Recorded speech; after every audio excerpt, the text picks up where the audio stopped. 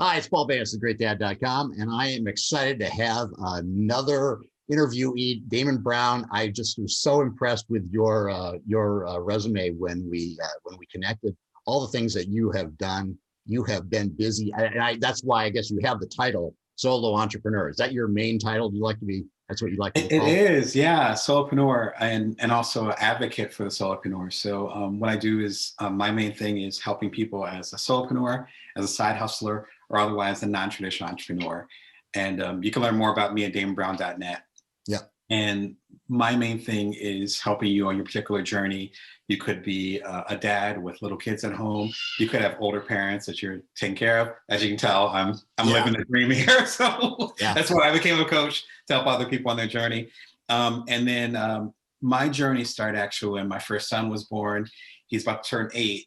Oh, wow. Okay. So I thought you were still an infant, but no. But, yes, but back in the day, it seems like so long ago, 8 years ago, he was 4 months old. And I became an entrepreneur at the exact same time that I became primary caretaker of him as my wife went back to work. Right. And I did 2 startups. Ended up, the second startup got really popular. Ended up selling that startup around his second birthday. So when he turned 2 years old, ended up doing had two TED Talks when he was still a kid. I'm stuttering because it was just like such an intense period of time. Yeah. But because I was able to come out of that, I realized that there was a subset, which is becoming a majority, of entrepreneurs who, I used to live in Silicon Valley. Now I'm based in Las Vegas. When I lived in Silicon Valley, it was like the, very young, straight, white entrepreneur that just dropped out of Ivy League school. And you put that pattern matching, as they called it back then, or cultural fit.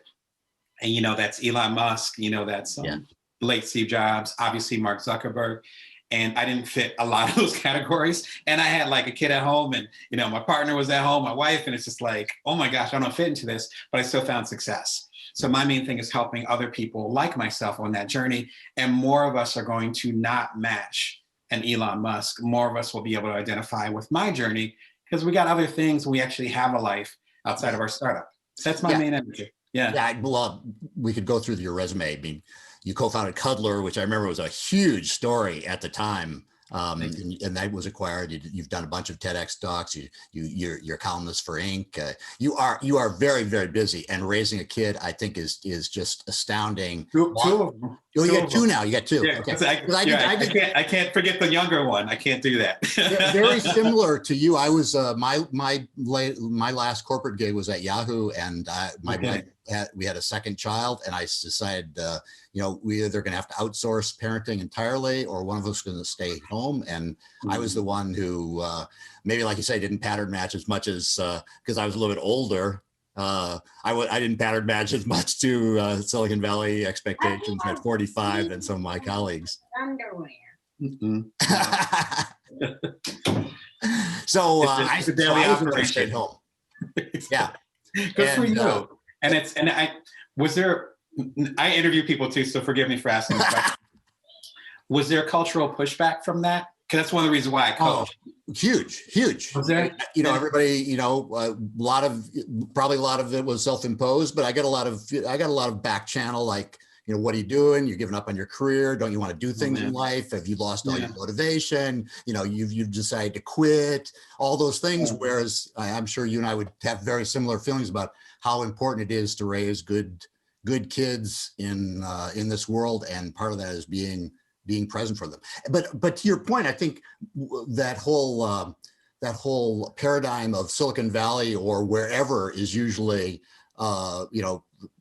work really hard, and a lot of the people giving us advice are people who have lots of money and who have big jobs and everything. And for them, it looks so easy. But a lot of them had, like, if they had a family, which most of them didn't. Yeah. If they had a family, they had a nanny at home. Yeah. Or they were when my first son was born, and I'd be the one taking him to music class. We got him music class early. I think he was just started walking, so he's like a toddler. It's probably 1 year old. And it's like, oh, it's daytime with daddy. You're spending time with daddy. That's cute. And I'm like, no, yeah, 24 hours a day. So it was little, we call them microaggressions. So it's little microaggressions where it's like, that's not that's not the norm. Why aren't you following the norm? And it's like, well, my wife has a traditional job. I'm lucky where, probably similar to you, I work from home. Yeah. And so that was, to give you some backstory, when my wife and I met many, many years ago, I'll leave it at that. When we met many, many years ago, she was actually in med school. So she's a doctor. She's a pediatrician. Yeah. And I was already on the path that I was on, where my background is journalism. Like you mentioned, I have a column with Inc. I've done several books, including the latest one, Built From Now. Yep. But it took a little while for me to establish that foundation. And so we met when we were relatively young. No. Oh, really? Thank you. Okay, sounds good. I swear this only happens when I'm having a meeting. I know. It doesn't happen any other time. We are a relatively quiet household.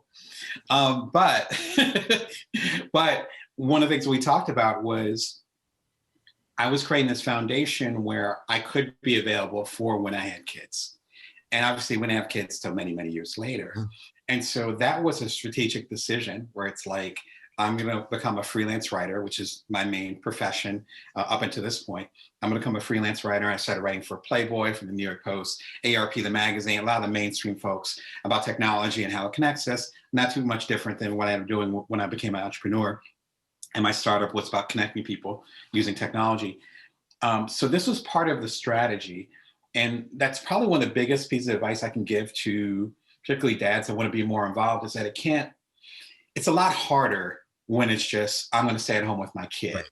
Yeah. And you take a lot for granted, and there's a lot more of a surprise. Like, just the cultural expectations are just one of them. But the cultural expectations, the structure, the financial decisions, like there's a lot of stuff at play. I'm a freelance journalist. I coach people one-on-one. Daddy, I want pee in my underwear, not my pants. Okay, good to know, honey.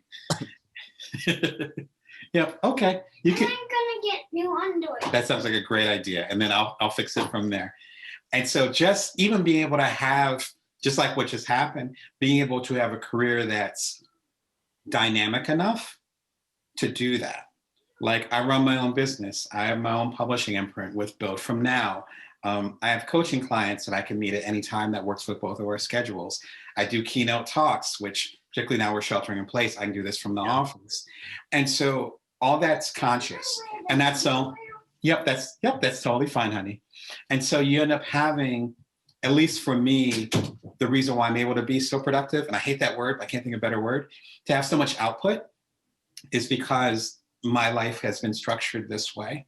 And so if you're going to dive into, I want to be, as they call it, an active dad. I actually heard that in the hospital when my kids were born. They're like, okay, this is an active dad. So they knew that I wanted to be part of the conversation. I'm assuming, as opposed to a passive dad where it's like, oh, okay, push the baby out, whatever. But that was the language that they used. And I'm big with language. So I caught that.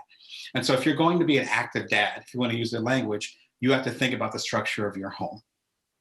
And that means your career, particularly nowadays during the pandemic, but your career and elsewhere. And so, I'm kind of going on a rant on it, but I think it's so important to think it through before you just say, I'm going to be a hands-on dad. I'm going to be there every day. It's like, well, everything else needs to be structured in place too for that to happen. Right. Yeah. So that's what we're going to kind of dive into, like what the 5 tips were that you had to give, from considering that you've been able to do so many things. And I know, just having a flexible mindset is just a huge part of that, is being able to switch on and off. You got 15 minutes, you've got to make use of those. But could we get into those, like 5 tips, if you've got 5 of them that you think could really work for? Yeah, absolutely. So the very first one would be that if you're going to be more present, or whatever that terminology you want to use as a dad, you can't just jump in. Yeah. And so that would be number one. And already you just multitask. You can't. Maybe I'm jumping ahead on it. No, it's okay. Like, I don't like multitasking. Like, I would rather just talk. I'm a focused person. I'd rather just talk to you. But that's not the way that life is. Yeah. And if you come in, like you said, mindset, if you come in with the idea that you're just going to be able to, I'm working from home, so I'll have my 8 hours, and then I'll hang off my kids during lunch, and then no. Or I'll park them in front of the TV for 8 hours while I go in the other room. Exactly. And I've seen a lot of, again, I do a lot of coaching. I see a lot of my clients struggling, and it's like, if you're working from home, you know, you're sharing that space with them. So number one would be if you're going to be active, you have to be strategic about it. Number two, which I kind of got into in number one, you have to talk to your partner or the people around you to have that support network. Yeah, takes right? a village, right? Again, my wife and I had that conversation when we first started dating, but we also had a very clear view that we wanted to have a family. You guys were smart. It was luck. You guys like, were we smart. tend to be strategic, right? So I'm not going to say years ago we had this vision that we'd be in this situation. It's like, no, like, but I think it's about being honest with your particular career goals. Oh, I think you're already wearing it, honey. Oh. Yep. He's the joker here. You are the dad everybody wishes they had, though. I mean, like, I love that, because the fact that you are so you can ask them. I can't claim that. I can tell, man. I can tell. That's very kind. Thank you. I have a hard time taking compliments. I will take that. I will not deflect that one. But number two, to finish my point, to be able to, you can't just do it alone. And so I'm the primary caretaker, you know, I'm the head of the house in that form, as far as like taking care of the household, not like king of the house, but more like literally take care of the house. I'll make sure the boys are fed. When they have accidents, I take care of it. Like, that's my thing. Those roles need to be discussed, because there's like issues like resentment, assumptions the kids aren't taken care of. I don't mean literally not taken care of, but things aren't taken care of because you haven't discussed those boundaries and those issues. Even as far as talking with my wife and being like, yeah, I've had the kids all day, and you know, the youngest one threw up over here. The oldest one doesn't want to go to virtual school. I've been arguing with both of them all day. They busted into my keynote that I was doing the other day, which literally happened. And it's like, I really need a minute. So having that level of vulnerability and your partner saying, okay. Yeah. And so working with your partner, or it could be your aunts, uncles, grandparents, whatever the dynamic is, whoever your support network is, and you need one, to make sure you have an honest conversation with them about what your needs are. Yeah. And it's going to be, even for me, there's going to be walls that you bump into and you're like, wow, I really pushed myself too hard. Yeah. So there's a level of weight with that. It's real life. Yeah. Yeah. Real life. Right. Number three, and I talked about this on a recent live, if you break, then the house breaks. And I remind myself of that all the time. So it's easy to push yourself to the point of exhaustion just because their needs are so great. Yeah. I know your kids are a little bit older, so maybe the dynamic's a little bit different. Yeah. For mine, you know, as someone said, yeah. I'm in the trenches. They're 4 and 7. Yeah. You're really in it. Yeah. Yeah. I've been on a call with you for 10 minutes and someone's already peed on themselves. Yeah. You know what's going on downstairs. Right. And so it's like, but I know that if I do daily meditations for like a few minutes every morning, because that's what I can do. Been doing that for years. Yeah. It's like 5 minutes of meditation. I take my baths at night because I love water. So it's like the boys are asleep. My wife is starting to get comfortable in bed. I'll take like a 20-minute bath, listen to a podcast or my favorite music, just chill out. Yeah. Because I know if I break down, then everything stops. Yeah. And I think we have a tendency, I'm glad I'm bringing this up to you, because I think as guys, we don't talk about it as much, because with the dialogue that you hear often with women, at least here in America, it's like, okay, I'm stressed out. I need a spa day. I need this, that, and the third. I need to do this kind of therapy. I need to do self-care. And we often don't have that dialogue as guys. So it's like understanding where it's like, if you suddenly work yourself to get sick, I don't mean seriously sick, but just like you're exhausted. Yeah, right. And then you can't make breakfast in the morning, or your boys end up getting, or in my case, my boys end up getting hurt, and you're not able to be supportive of them, or they have some emotional thing that happened and you're not able to be empathetic, then the house isn't going to function as well. Right. So that would be number three. I think number four is realizing that whatever you're dealing with is temporary. And so it's really easy for me to get stressed out and say, okay, my kid just peed on himself, and right. Yeah. What's going on? But there's nothing I can do about it right now. And by this evening, probably everyone will forget about it. Yeah. But I think the same thing happens with, again, with my 7-year-old. What's great is that we already experienced a lot of what we're experiencing now with our 4-year-old. And so it's like, oh, okay, him peeing on himself, that sucks, but it's not gonna be the end of the world. Where with our first one, it was like, oh my God, like, what's going on? And we got to potty train again, blah, blah, blah. And it's like, no, he's had an accident. And so understanding that each phase that you're in, it might feel like a crisis at that moment, but there is moving on from that point. And I'd say number 5, which kind of goes back to number 3, is find ways to regenerate yourself. And so I think self-care is one thing, like I do meditation and I take baths and all that stuff, but also like what actually is a selfish act that gives you joy. Mm-hmm. You know, like I love a good bourbon. You know? So it's like, that's an easy one. That's right. That's easy. It's like a couple times a month, it's like, Dad's gonna have a glass of bourbon. You know, and I have my favorite bourbon. It's like, I'm gonna have some of that. It's like, that's what's going on. Right. And just really simple, effective, whatever, like ends up being that. I take really long walks. So it's like, I'm gonna go ahead and walk for 3 miles. Sure. It's like, and doing that and saying, I'm going to do this. Again, I think because of the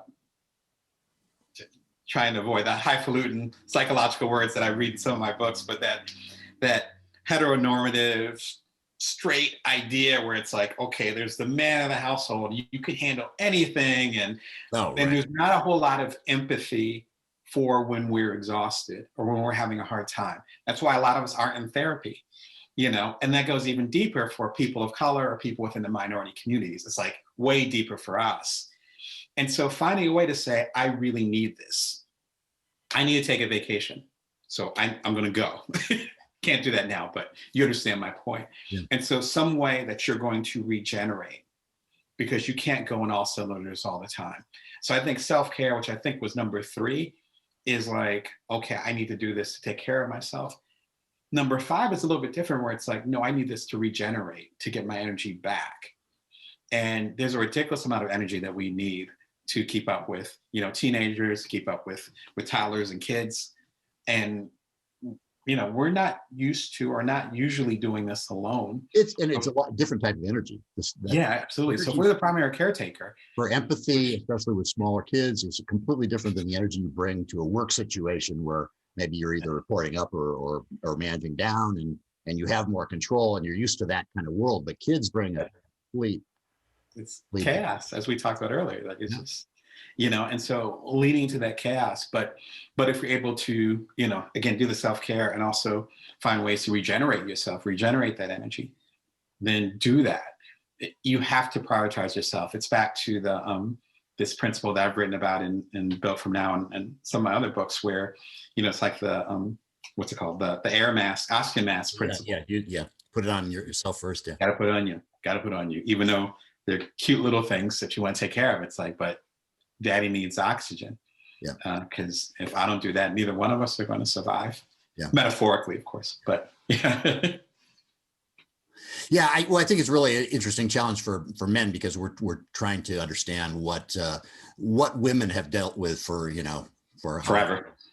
Years, and it's just a relatively recent phenomenon that more and more men like you and I step off the merry-go-round and try to do this, and then also try to run businesses and try to do things, because we realize, very quickly realize, you know, the minute they get out of diapers, is that you're not going to have to be there for 24 hours for the rest of your life, and there will come a time when the separation starts and you need to start thinking of how your life is still going to be meaningful. So you know, things do evolve in that. And right now at 4 and 7, it's pretty much 24/7, but it does change, you know, around the tweens and the teens. They don't need you as much, sadly. Yeah. And I actually write about that in Built From Now, where understanding that me being able to do, you know, until we sheltered in place, being able to do like international keynotes and have a coaching business and all that stuff, that wouldn't have been possible when my youngest was still in diapers.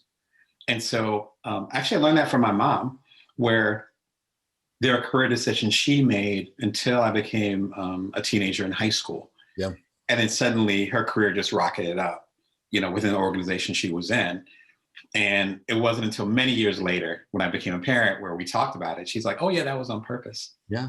And I was like, oh, okay. I thought like suddenly you just had success. She's like, no, because you needed me on a certain level until you were like 12. And then suddenly I could spend more time at work, or I could start my own business and stuff. I try to use the same philosophy where, you know, launching Cuddler and doing the stuff that I did when my eldest was tiny, that was what I was capable of. It was stretching me out. like really stretching my resources, but that's what I was capable of. But me doing international keynotes and me having a bunch of books come out, like I didn't put out books for like 3 years. And I put out regular books. And then for the first 3 years of my son's life, I didn't put out any books. And then suddenly I'm starting to put out books now because I have the bandwidth. And so I think you're on the money where it's like you show up with the resources that you have. That's all. You don't wish that they were older so you can do more stuff. Right. Yeah. All that stuff, which I see so many parents, and almost brings a tear to my eye where they're not appreciating where their kids are at the moment. Oh, God, my heart breaks. I feel like we could talk about that. Yeah. Well, it goes by. So what the old saying is that the days are long and the years are short. Years are short. And, you have to meet them where they are at every step. And back to our original point about flexibility is knowing how to evolve with them and evolve the kind of style you have, and all of it with them takes an amazing amount of, in the parlance of the day, the being present. It's not just a thing. It is it's a way of life, really, and it's hard. Yeah, and I think it's even harder. Just to add a quick point to it, I think it's even harder during the pandemic because a lot of us are ready for this to be over. Yeah, they stretch you. It's more than most people have, Yeah, totally. And so this year it's easy to see it pass by. And I'm glad that as much as possible, my wife and I have been present, because a year's passed by. And it's like, if you weren't paying attention, suddenly your kids are a year older. Yeah. Don't make me cry, Damon. Don't make me cry.